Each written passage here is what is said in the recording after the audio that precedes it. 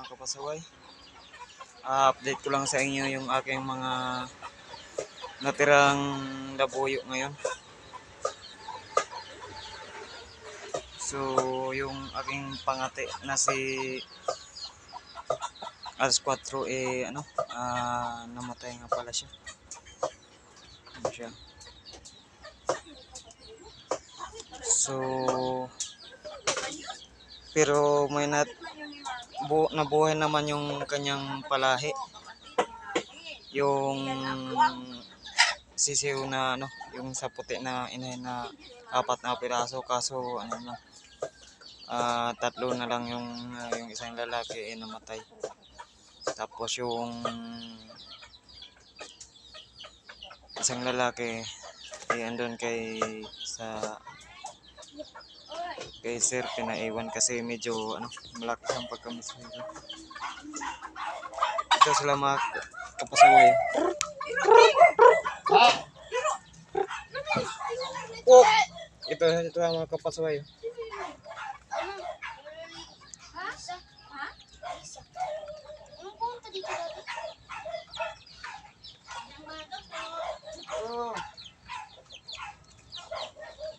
So yan mga kapasaway. Yan yung babae. So yung isang lalaki yung isang babae yung isang lalaki yung andun sa pinaiwan. So saka ito yung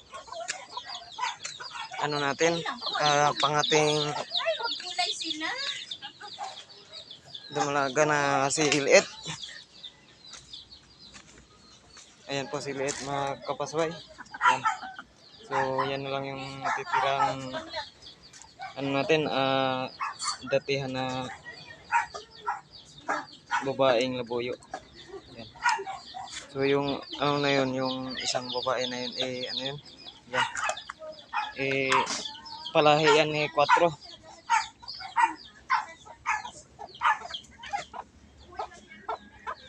Yan, palahi yan 4.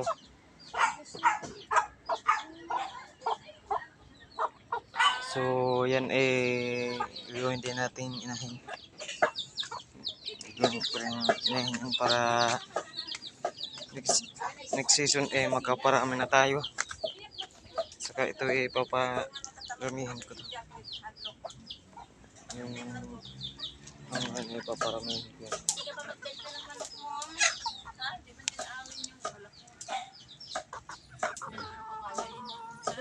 So, kung hindi man natin ito magamit ngayon, pang next season na to. Hindi ka nagtitindahan ng ganyan, Mal? Yung dalawa. So, yun pala yun muna yung gagamitin natin ngayon. January. So, i-testing natin kung yung ba talaga sa atin. Pati yan mga counter. So titesting ko din yan kasi mistisong bantam. Yan.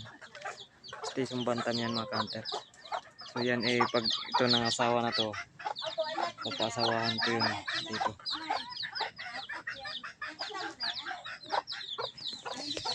So